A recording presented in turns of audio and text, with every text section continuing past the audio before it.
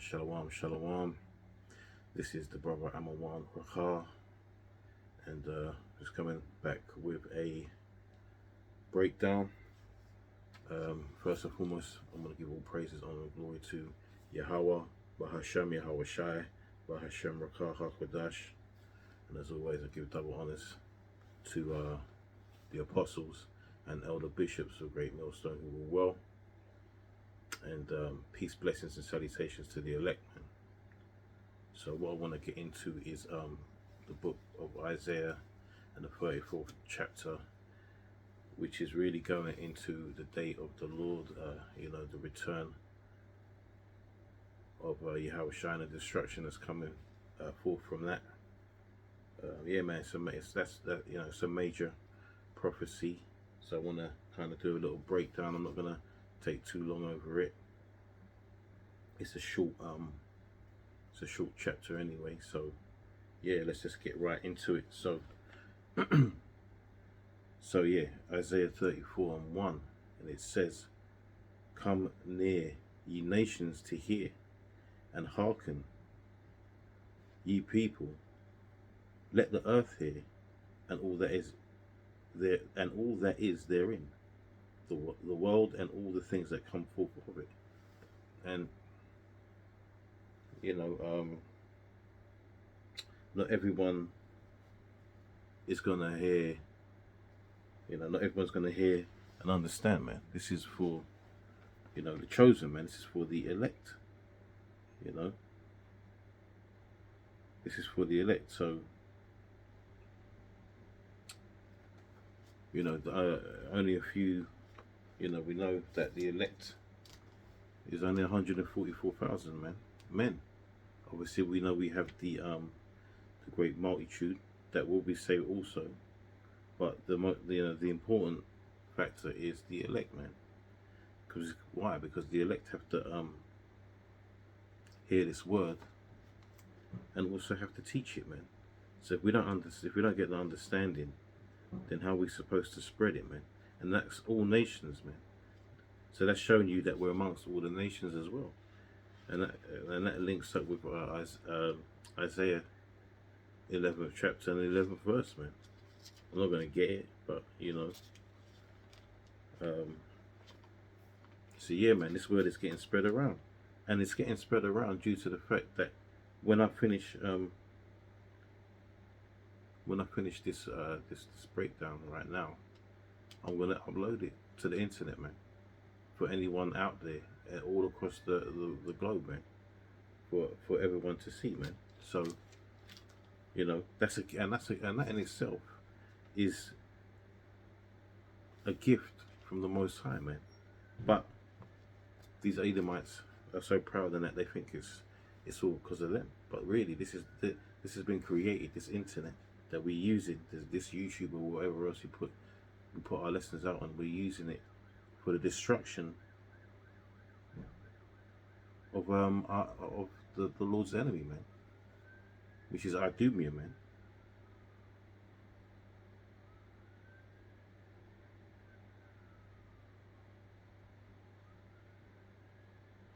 So reading on, man. Actually, let me see if I can get a preset.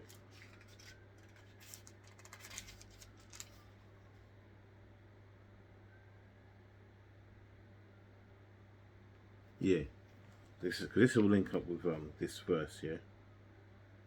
So this is a preset to link up with verse 1 of Isaiah 34, right? So this is Psalms 49 and 1, and it says, "Hear this, all ye people, give ear, all ye inhabitants of the world." And once again, right, it sounds like it's talking to the whole earth, but the whole earth is not going to get this.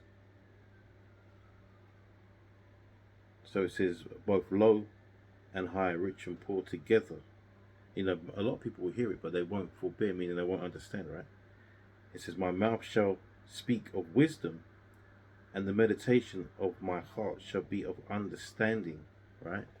So the heart, the mind, the meditation of the mind will be the understanding. We read the scriptures. You meditate on them. Meaning you think on meditations. Just really thinking, man. These other false spiritual groups out there. They want to use meditation as some gateway to receiving whatever kind of false power they believe in, man. Meditation is going to take them to that state of Zen, like the Buddhists and all of that. Like it's when it's thinking, it's deep thought, it's getting understanding, man. Verse 4 of Psalm 49 says, I will incline mine ear to a parable, I will open my dark saying upon the harp. So the dark sayings, man, this book is not for everyone to understand. That's why, you got all these factions out there, whether it be Seventh-day Adventists, Catholics, Mormons, Jehovah's Witness, and that they don't understand this word, man, because the spirit is not dealing with it. All right, we come in the spirit of Yahweh Shem Yahushua, man, and we prove this by doing what is commanded of this of His word in this book. We're not out here trying to twist and manipulate the scriptures to our own end, right? For whatever reason, whether it's to make people feel good, to make ourselves feel good, to make money. We don't do that, man. So let's get back into Isaiah 34. Verse 2, because I haven't even got to verse 2 yet. So it says, for the indignation of the Lord is upon all nations, and His fury upon all their armies. He have utterly destroyed them, He have delivered them to the slaughter. So, and why is this, man? We're going to get into it, but basically they had it coming because of what they've done to Israel, man. All right, they've more or less destroyed us as a people.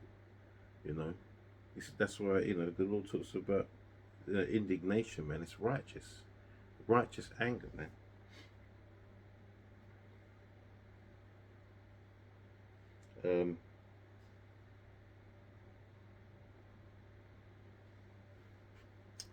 I was just looking up. I've got some notes there, and that fury is coming by way of those missiles, man. It's a collaboration between the missiles, right, and the chariots, man. Mass destruction is on its way, and there's nothing that's going to stop it. Verse 3 says, their slain also shall be cast out, and their stink shall come up out of their carcasses, and the mountains shall be melted with their blood, and all the host of heaven shall be dissolved. Right, so, right, and the heavens shall be rolled together as a scroll. Right, host of heavens, man. That's dealing with these so-called elites, man. There's different types of heavens, right?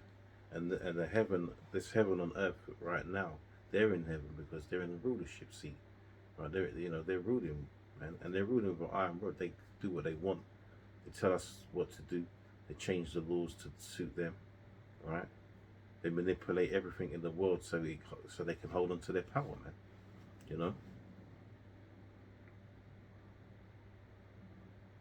It says, and all their hosts shall fall down. Right? What's the host? The word host represents in this instant the armies. Yeah? So their armies are gonna fall. Their armies will have no power against Yahweh Shai when He returns, man. And the book of what is it?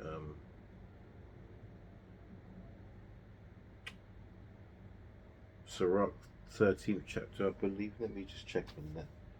You know what? I should have bought Salaki. 1 second.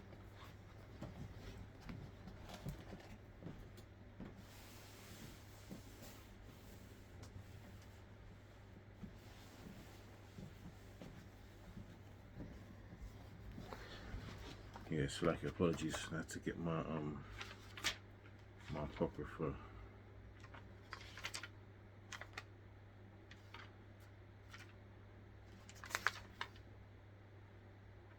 No, it's not Sirach, Slakia. What is it now?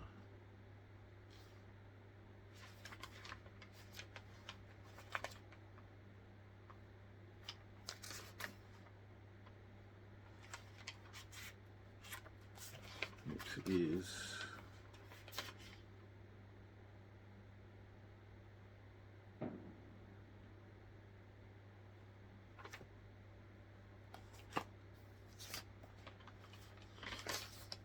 Second Ezra, the 13th chapter. Yeah, I'm gonna read this one. So Second Ezra, the third, and so this is showing you the power or the lack of power that the hosts, you know, the armies of these elites, these governments and these nations are gonna have against Yahweh Shai is meaningless, man. So Second Ezra 13:1, it says, and it came to pass after 7 days, I dreamed a dream by night, and lo, there arose a wind from the sea, that it moved all the waves thereof. And I beheld, and lo, that man waxed strong with the thousands of heaven. Right, that's talking about the angels and the chariots, man. And when he turned his countenance to look, all the things trembled that were seen under him. And that goes alongside Revelation 1 and 7, man. Right?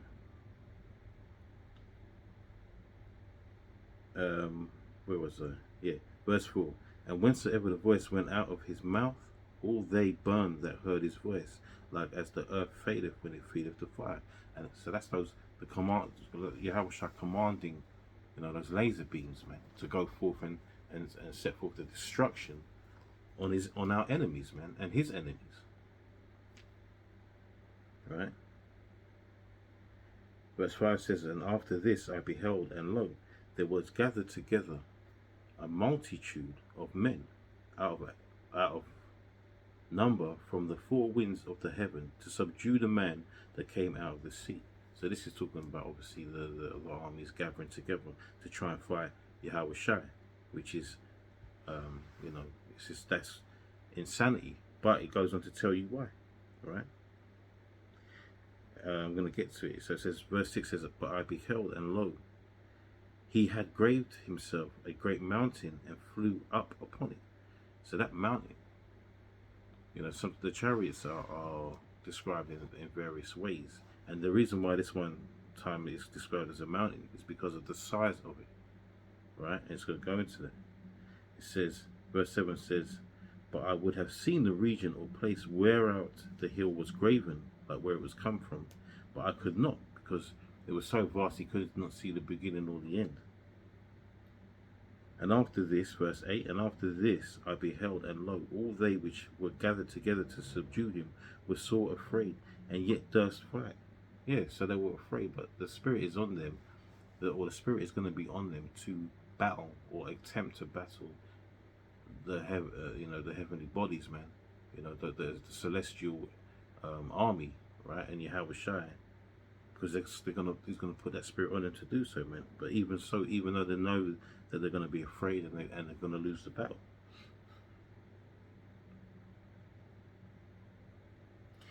And lo, verse 9, and lo, as he saw the violence of the multitude that came, he neither lifted up his hand, nor held sword, nor any instrument of war, but only I saw that he sent out of his mouth as it had been a blast of fire. So once again, that's the laser beams. And out of his tongue he cast out sparks and tempests. And you know, we talk about these laser beams and chariots, man, UFOs or whatever the world wants to call them, man. And you know, people out there think that we're crazy, right? But we've seen the chariots. The elites know of them. They know they're real. You know, they know they've encountered them. They know their military has encountered them. You know, even these airlines, the pilots have encountered them. Doesn't really matter. The point I'm trying to make is right now we're living in a world that is just to the world it's natural. They don't see the spiritual, right? But sooner or later, or sooner than they think. We're all going to see the supernatural, man. You know, the spiritual side of things. You know, those chariots especially.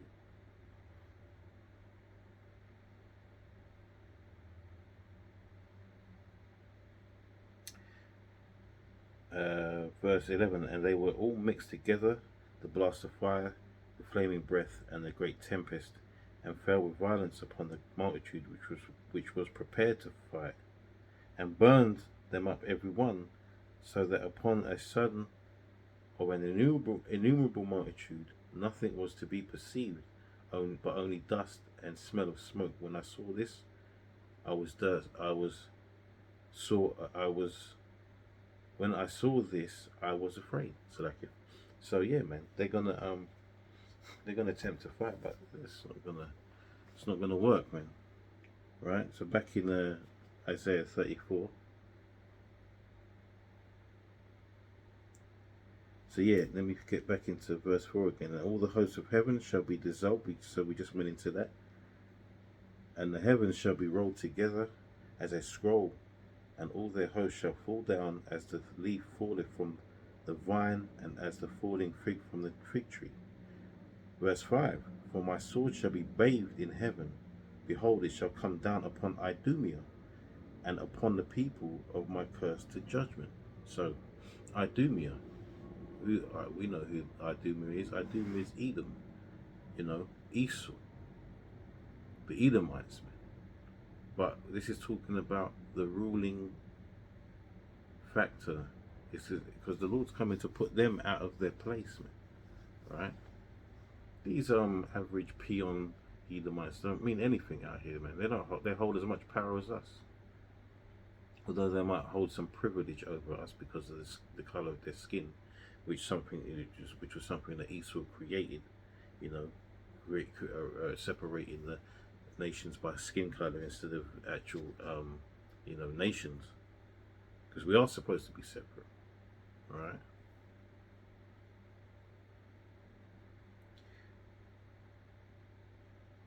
Verse 6. And slacking, let me just continue talking about verse 5 for a second, because it's all about Esau, man, and Edom, because of what they have done on this earth and what they've done to the Lord's people, man. They have been our destruction, right, to this very day. And if the Lord was to allow it, they would continue to where there's none of us left, even though we know the Lord is not going to allow that to happen. If they could have the power to do that, they would. Verse 6 says, the sword of the Lord is filled with blood. It is made fat with the fatness, and with the blood of lambs and goats, with the fat of the kidneys of rams. For the Lord hath a sacrifice in Bozrah, and a great slaughter in the land of Idumea. So the Lord's this is actually talking about them as like they're a sacrifice, man. You know, we know that the scriptures talk about the Lord, you know, loves a good sacrifice, man. It's to him, it's a sweet savor. So when Babylon's burning up, and all these Idumeans, these Edomites, and all the other wicked people are burning up, it's going to be sweet to the Lord. It says, for the Lord hath it says it, you know, there's me trying to break it down, it's doing it itself anyway. For the Lord have a sacrifice in Bozrah, and a great slaughter in the land of Idumea, a great slaughter. Now people are walking around especially our people are walking around with their heads up their asses. They don't understand what's going on around them, and how the world is changing, and how it's gearing towards its own destruction. And that's not everybody. There are people out there that can see it, even if they don't have the truth like us.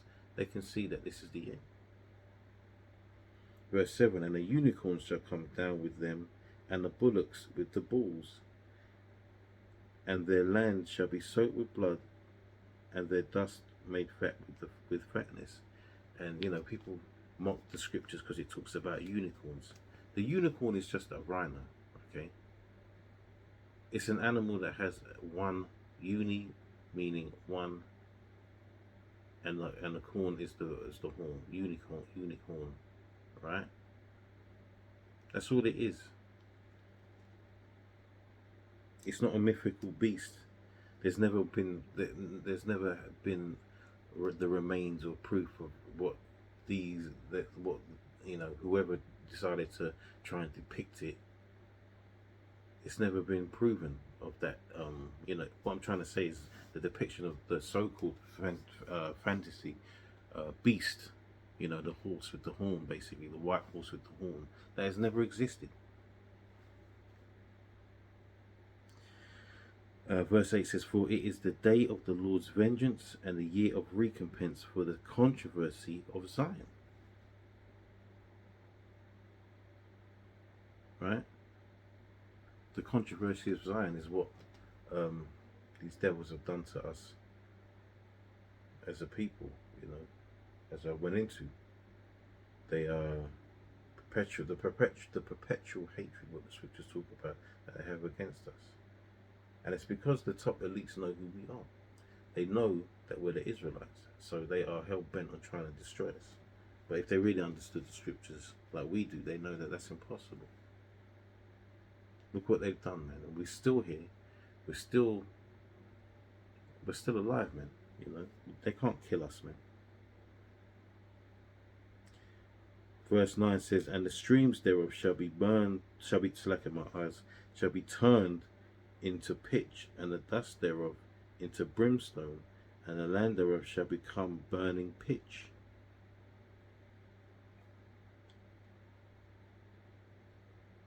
Verse 10, "It shall not be quenched night nor day, the smoke thereof shall go up forever, from generation to generation it shall lie waste, none shall pass through it forever and ever." Right? So let's get let's get the precept to go with that. Revelation 14th chapter and the 11th verse, right? So Revelation 14:11, it says, "And the smoke of their torment ascendeth up forever and ever, and they have no rest, day nor night, who worship the beast and his image, and whosoever receiveth the mark of his name." So that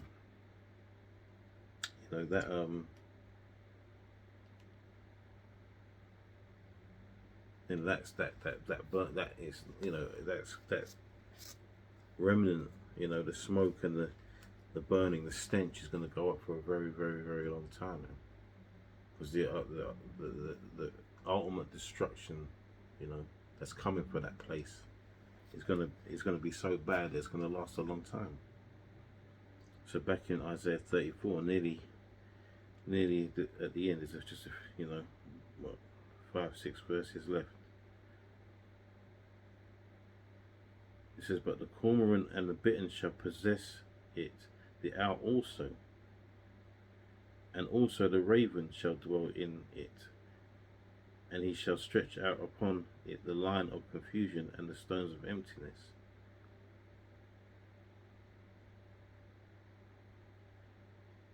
Verse 12, and it's like they shall, my eyes are really bad, and it's like, "They shall call the nobles thereof to the kingdom, but none shall be there, and all her princes shall be nothing." So all the rulers, the kings, the princes, all the rulers of it shall be destroyed. Either that, or they'll be in captivity, man.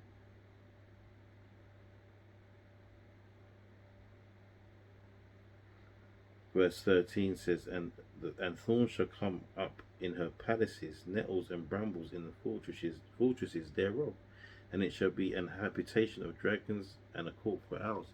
Because whatever's left behind in that destruction is going to become overgrown, because there's going to be no one there.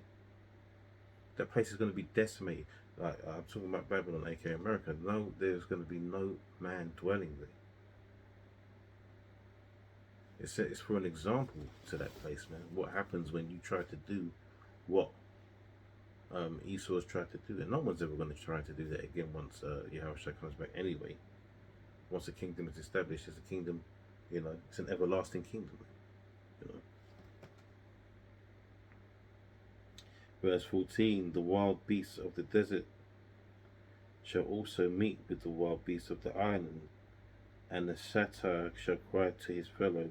The screech owl also shall rest there and find for herself a place of rest. So these are animals of, these are creatures of prey. Like ravens, they tend, like ravens, crows, they tend to eat, you know, the dead. Owls are very, they're known as very prolific predators, man. So it's not going to be inhabited with the likes of the type of beast that you want to be around.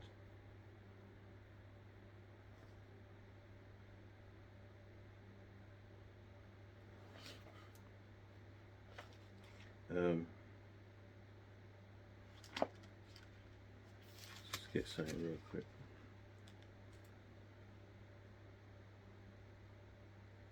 Just to match up with what I was reading. So Revelation 18:2 says, and he cried mightily. No, let me start from the top, make it make sense.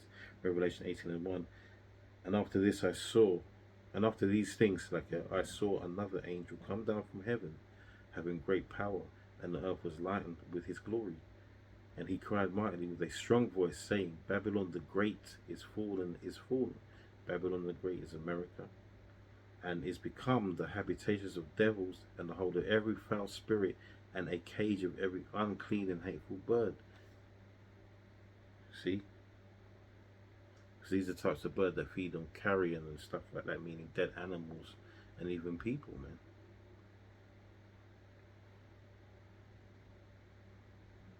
Verse 3 says, for all nations have drunk of the wine of the wrath of her fornication, and the kings of the earth have committed fornication with her, and the merchants of the earth are waxed rich through the abundance of her delicacies. So yeah, punishment for Babylon, man, which is basically the HQ of Idumea, Edom, you know.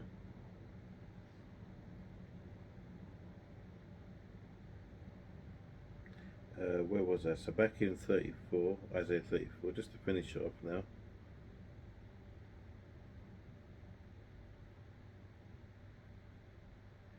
Verse 15 says, there shall the great owl make her nest, and lay and hatch, and gather under her shadow.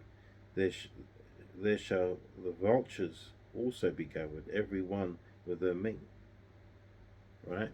So let's finish it off now. Verse 16. Seek ye out the book of the Lord, and read. No one of these shall fail, none shall want her mate.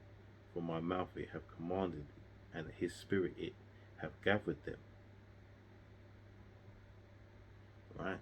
So, like all the prophecies, man, this is a major one. It's going to happen.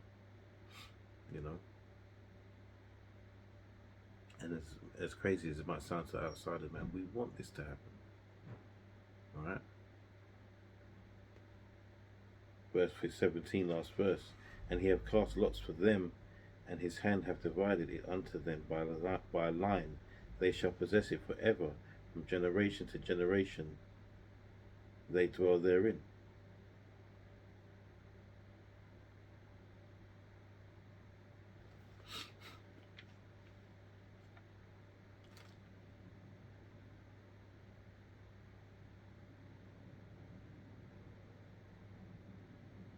So, yeah.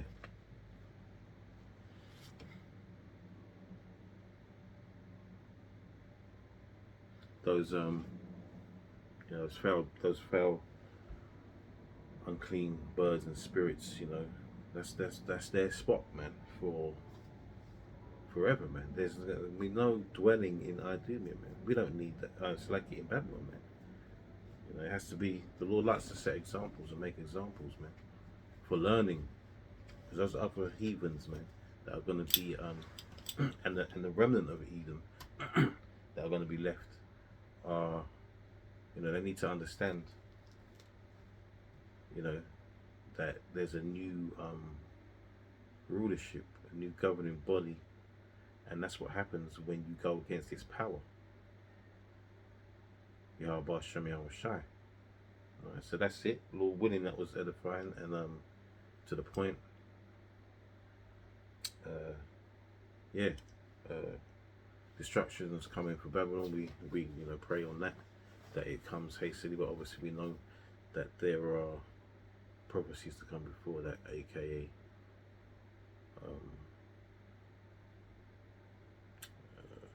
Jacob's trouble, mark of the beast, famine of the world, all these things that must, it says, none shall fail me, right? So they're all going to come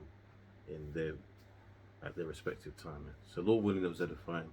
I'll finish by saying, Kaha Yahweh, Bahashem, Yahweh Shai, Bahashem Rakah, HaKodash, double honors to the double honors to the apostles and the elder bishops of Great Millstone, and peace and blessings to you.